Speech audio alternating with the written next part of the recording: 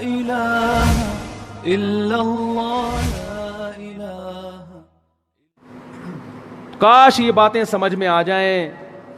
آج کل ہر آدمی ماڈرن بننے کی کوشش میں اور ہر آدمی لبرل بننے کی کوشش میں مذہب سے دور ہو رہا ہے. علماء کو برا بلا کہہ رہے ہیں, ٹی وی میں بیٹھ کے بھی اور تبصرے بھی. ابے یہ مولوی ترقی نہیں کرنے دے رہے. بھائی ہم ترقی کے خلاف نہیں ہیں, ہم کہہ رہے ہیں انسان کے بچے پہلے بن جاؤ اور پھر ساتھ ساتھ ترقی بھی کرو.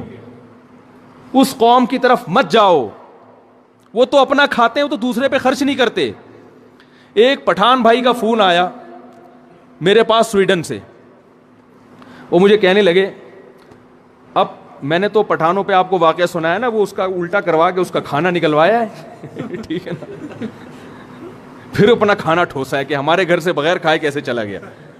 تو وہ بیچارہ اسی ماحول کا عادی تھا. اس نے مجھے سویڈن جا کے فون کیا, کہہ رہا ہے مفتی صاحب میں ادھر سویڈن میں آیا تھا عیاشی کرنے کے لیے.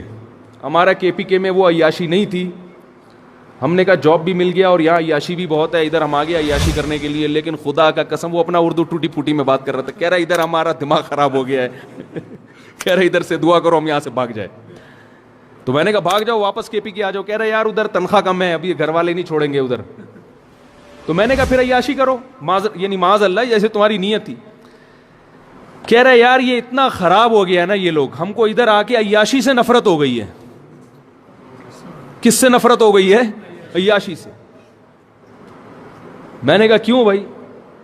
کہہ رہے ادھر کوئی محبت ہی نہیں دیتا, ہر آدمی اپنے کام سے کام, ہر آدمی پیسے کا غلام ہے. پیسہ ہے تو السلام علیکم, پیسہ نہیں ہے تو نکلو یہاں سے.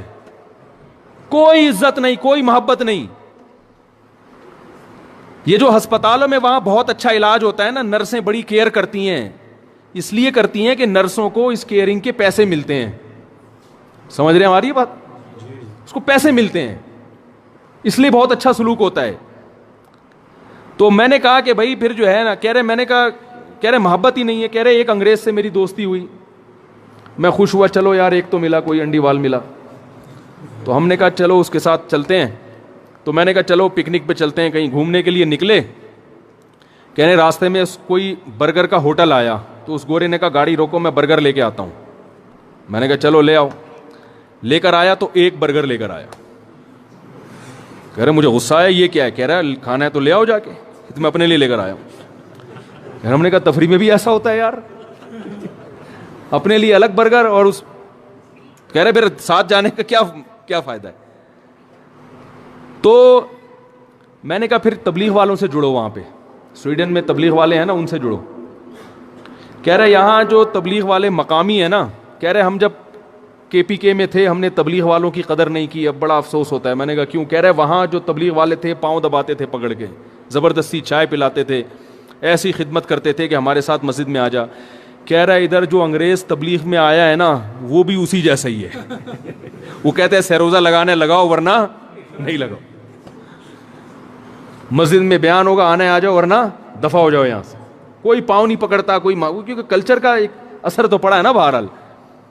کہہ رہے ادھر تو اتنی محبت تھی, وہ آ کے دروازہ بجاتے تھے, بلاتے تھے, ان کے ساتھ چلے جاؤ تو ایسا اکرام کرتے تھے. محبتیں ختم ہو گئی ہیں. کیوں؟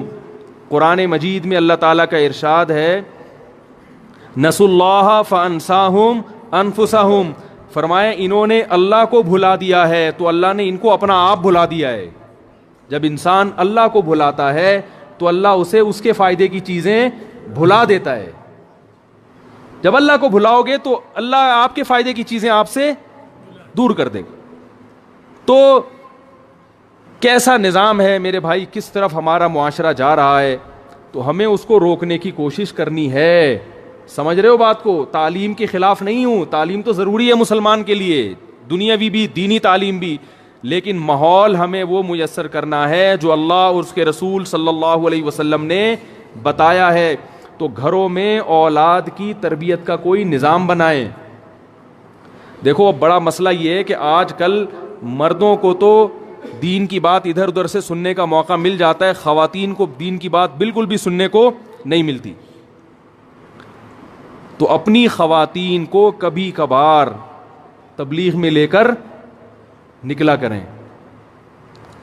نہیں آ رہی میرے خیال بات. مستورات کی جو جماعت ہے نا, اس میں مشاہدہ ہے. 3 دن جب خواتین گزارتی ہیں نا اس میں, تو ایسا زبردست پردہ کرنا سیکھتی ہیں اور ایسے معمولات سیکھتی ہیں کہ وہ آپ 10 سال بھی ان کو تبلیغ کرتے رہو ان کی سمجھ میں وہ نہیں آئے. ہمارے ایک دوست تھے, انہوں نے اپنا واقعہ سنایا. کہہ رہے ہیں وہ آرمی میں, نیوی میں بہت بڑے افسر ہیں, لیفٹیننٹ کمانڈر, ریٹائر ہوئے ہیں ابھی. کہہ رہے ہیں تبلیغ والے میرے گھر آتے تھے, جماعت میں نکلو جماعت میں نکلو, میں سستی کرتا تھا. کہہ رہے ہیں پھر اللہ نے مجھے توفیق دی, میں نکلا, اپنی زوجہ کے ساتھ گیا, بیرون ملک سفر کیا اپنی بیوی کے ساتھ. تو اپنا واقعہ سنا رہے کہ مراکش ہماری جماعت گئی, وہاں پر ایک شخص, ایک خاتون ملی, مکمل پردے میں, نمازی, پرہیزگار, ان کی گھر والوں سے ملی. تو اس خاتون کے شوہر نے, کہتے ہیں, مجھے بتایا کہ میری بیوی اتنی ماڈرن تھی کہ میں نے اس کو کہا کہ حج کرنے چلو, اپنے خرچے پہ تمہیں حج پہ لے کے جا رہا ہوں. اس نے کہا نہیں جاؤں گی کیونکہ وہاں اسکارف لینا پڑے گا. یعنی حج فری میں اگر کوئی کرا رہا ہو تو سب کرتے ہیں نا. کہہ رہے میری بیوی نے کہا کہ میں حج کرنے نہیں جاؤں گی کیونکہ حج پہ کیا لینا پڑتا ہے, سر پہ چادر. سر پہ چادر سے اتنی نفرت تھی کہ وہ اس وجہ سے حج کا اس نے انکار کیا. یہاں سے جب جماعت گئی ہے تو چند دن وہ خاتون جو ہے نا اس جماعت کی خواتین کے ساتھ بیٹھی. جب دیکھا کہ سب طرف پردے والی خواتین ہیں, تبلیغ میں خواتین اونچی آواز سے بات نہیں کرتی. میں یہ نہیں کہہ رہا گھر میں خاتون کو اونچی آواز سے بولنے نہ دیں, وہ تو سب گھروں میں کبھی اونچی آواز کبھی نیچی آواز وہ سب چلتا ہے. کہ آپ جا کے پورا وہ افغانستان بنا دیں اس کو, ٹھیک ہے نا, وہ افغان طالبان کا جو دور تھا نا وہ بنا دیں, وہ تو سب گھروں میں ہوتا ہے. میں تربیت کی بات کر رہا ہوں نا, کہ کچھ وقت تو تربیت کے لیے چاہیے نا. تو 3-4 دن وہ جب ان کے ساتھ رہی نا تو اس کو روحانی سکون محسوس ہوا, کیونکہ اللہ نے سکون کس میں رکھا ہے, دین میں رکھا ہے. بے دین میں سکون تھوڑی ہے. بہت سکون محسوس ہوا اس کو, تو سر پہ چادر لینا شروع کر دی. پھر 3 دن جماعت میں لگائے ہیں اور اس عورت نے ایسا پردہ کر کے دکھایا, اس کا شوہر حیران تھا کہ میں اس کو حج پہ لے جانا چاہتا تھا اور یہ حج پہ نہیں جاتی. تبلیغ والے ایک بات کہتے ہیں نا کہ اگر آپ کسی کو بتاؤ کہ آم کا ذائقہ کیسا ہوتا ہے تو گھنٹے لگا کے سمجھاؤ گے اس کی سمجھ میں نہیں آئے گا. ایک دن مجھ سے کسی نے سوال پوچھا, چند دن پہلے, ایک بڑا عجیب سا سوال پوچھا کہ آپ ناریل کی تعریف بتاؤ, ناریل کسے کہتے ہیں. میں نے کہا آپ بتا دو گلاس کسے کہتے ہیں. یعنی وہ مجھے نیچا دکھانے کے لیے نا, کہ ناریل میں بولوں گا کہ درخت پہ لگتا ہے تو وہ جواب میں دیں گے کہ بھائی کھجور بھی تو درخت پہ لگتا ہے. پھر میں بولوں گا وہ سمندر کے کنارے لگتا ہے تو وہ کوئی دوسرے درخت کا نام لے لیں گے, وہ بھی تو سمندر کے کنارے. تو بہت مشکل ہے نا کسی چیز کو ڈیفائن کرنا. تو میں نے کہا آپ مجھے بتا دو گلاس کسے کہتے ہیں. اس نے کہا گلاس کہتے ہیں جس میں پانی پیتے ہیں. میں نے کہا تو جگ میں بھی پیتے ہیں. میں گلاس کہتے ہیں نہیں وہ جو تھوڑا سا جگ سے چھوٹا ہوتا ہے. میں نے وہ کٹورا جو ہے نا پیالہ وہ بھی تو جگ سے چھوٹا ہوتا ہے. تو وہ سمجھ گیا کہ یہ جو ہے نا, یہ سمجھ گئے کہ یہ مجھے پھنسانا چاہ رہے ہیں. تو بہت ساری چیزیں ایسی ہوتی ہیں جو بالکل واضح ہوتی ہیں مگر آپ ان کو ڈیفائن نہیں کر سکتے, ان کی تعریف نہیں کر سکتے, یعنی وہ الفاظ میں آپ ان کو بیان نہیں کر سکتے. اگر آپ کسی کو سمجھانا چاہ رہے ہو گلاس کسے کہتے ہیں تو آپ گلاس کی تعریف کرو گے اسٹیل سے بنی ہوئی چیز, تو وہ لوہے سے بھی تو بنتے ہیں گلاس. تو حل کیا ہے کہ گلاس لا کے اس کے سامنے رکھ دو کہ اس کو بولتے ہیں گلاس. جیسے ایک وہ میں واقعہ سناتا ہوں, ایک شاعر گزرا ہے فرزدق یا جاہز معتزلی کچھ وہ تھا, دونوں میں نام میں مجھے ابھی یاد نہیں ہے. وہ بہت ہی بصورت تھا, بہت ہی بصورت. ایک دن وہ بازار میں ٹہل رہا تھا تو ایک بڑی خوبصورت عورت آئی اور اس کا ہاتھ پکڑ کے اس سے کہا میرے ساتھ چلو. یہ بڑا خوش ہو گیا کہ مجھے تو دنیا میں کوئی کبھی پوچھتا ہی نہیں ہے, میری شکل اتنی خراب ہے, آج اتنی خوبصورت عورت مجھے لے کے جا رہی ہے. یہ چل پڑا اس کے ساتھ. تو ایک تصویر کی دکان پہ گئی اور دکان والے سے بولا ایسا, یہ کہہ کے واپس آ گئی. وہ بڑا پریشان ہوا, بھائی یہ کیا ڈرامہ ہے, مجھے یہاں دکان پہ کھڑا کر گئی اور دکان والے سے کیا بول کے گئی ہے ایسا.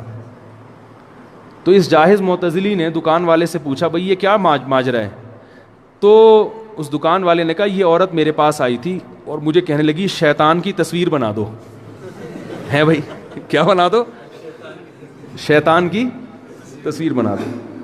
تو میں نے کہا کہ بھائی شیطان کیسا ہوتا ہے, تو یہ کافی دیر سمجھا رہی تھی ایسا ہوتا ہے, یوں آنکھیں ہوتی ہیں, ناک ٹیڑھی ہوتی ہے, یہ ہوتا ہے, تو میری سمجھ میں نہیں آ رہا تھا, تو اس نے تمہیں لا کے کھڑا کر دیا کہ کیسا ہوتا ہے, ایسی بنا تھا.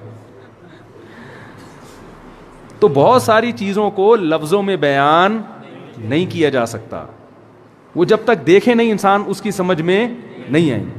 تو اپنے گھروں کی خواتین کو کبھی کبھار تبلیغ میں لے جایا کرو. اس کا فائدہ کیا ہوگا, تھوڑا سا گھر میں دین آئے گا, شوہر کے حقوق بھی سیکھیں گی, ساس سسر کے حقوق بھی انشاءاللہ سیکھ جائیں گی, بچوں کی تھوڑی سی تربیت بھی سیکھ جائیں گی, کچھ معمولات پہ آ جائیں گی, نماز روزے پہ آ جائیں گی, آواز بھی تھوڑی کیا ہو جائے گی, پست ہو جائے گی. جب 3 دن تک وہ آہستہ بولیں گے, تبلیغ میں اونچا نہیں بولنے دیتے خواتین کو, تو 3 دن جب آرام آرام سے بولیں گی تو ان کو اندازہ ہوگا کہ گھر میں چیخو پکار کتنا برا کام ہے. لا إله إلا الله